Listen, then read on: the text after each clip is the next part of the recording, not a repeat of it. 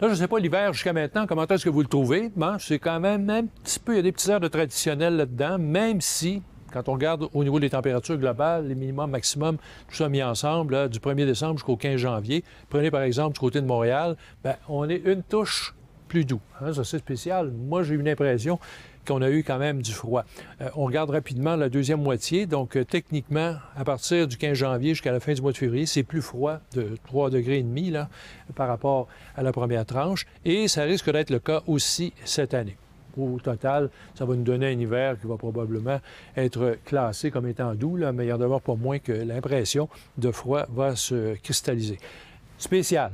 Pour les régions plus au nord et vers l'est du Québec, là, on a été vraiment protégés des grands froids. Donc, on est en nette anomalie de ce côté. Là aussi, il risque d'y avoir un rétablissement de situation. Donc, dans les fluctuations, on est allé souvent au-dessus, moins rarement, de moins façon, moins prononcée en dessous que ce qui va se produire à partir de maintenant. Très bientôt, jusqu'au début du mois de février, ça va donner un coup. Là. On a des températures qui sont quand même assez basses. Donc, vortex polaire qui descend, qui occupe pas mal de place autour du Québec et qui s'accroche. Ça va durer quand même pendant un petit moment. Puis on risque de connaître des températures qu'on n'a pas vues là, facilement de l'hiver dernier. Ça remonte à l'hiver précédent pour connaître des températures de moins 20 à moins 30. Donc, du solide. La deuxième moitié donc, de l'hiver va ensuite favoriser une bascule. Quand est-ce que ça va se produire? Bon, là, les paris sont ouverts. Début du mois de février où on attend un petit peu plus longtemps. Chose certaine, c'est que notre froid, parce qu'il y aura encore d'autres plongeons du vortex, là, ça devrait se décaler un peu plus à l'ouest.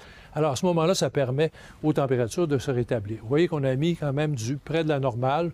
On aura peut-être des petites périodes de redoux là, qui vont se manifester. On rappelle, ça, c'est au mois de février. Maintenant, sur le plan de la neige, on pense qu'on a eu un hiver quand même assez tranquille jusqu'à maintenant. Oui, j'ai 13 bordées jusqu'au 15 janvier quand je regarde à l'échelle du Québec. 13 occasions où on a eu du 15 cm de neige et plus qui sont tombés.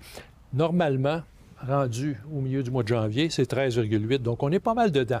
Le problème, c'est que ce sont des bordées de neige qui ont été observées, mais de façon, somme toute, localisée. Il n'y a rien de généralisé et de très intense, et surtout pas de ces 25 50 cm qu'on voit habituellement. Deuxième moitié de l'hiver, normalement, à partir du 15 janvier, on a un petit peu plus de ces bordées et ça risque d'être le cas cette année. Puis une des raisons, c'est qu'on a le froid qui nous protège à très court terme.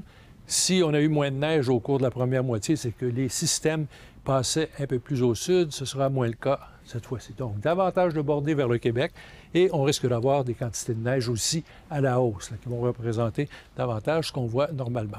Les forces en présence. Le grand froid se tasse vers l'ouest. La douceur tente de s'immiscer en direction du Québec. Et là, vous avez une situation parfaite. Un corridor de tempête qui s'aligne et qui risque de nous donner quand même des trajectoires qui vont pousser les systèmes en direction du Québec. Ça a été un petit peu plus discret, donc trajectoire un peu plus au sud pour ce qui est des grosses tempêtes jusqu'à maintenant, avec une remontée vers le Québec.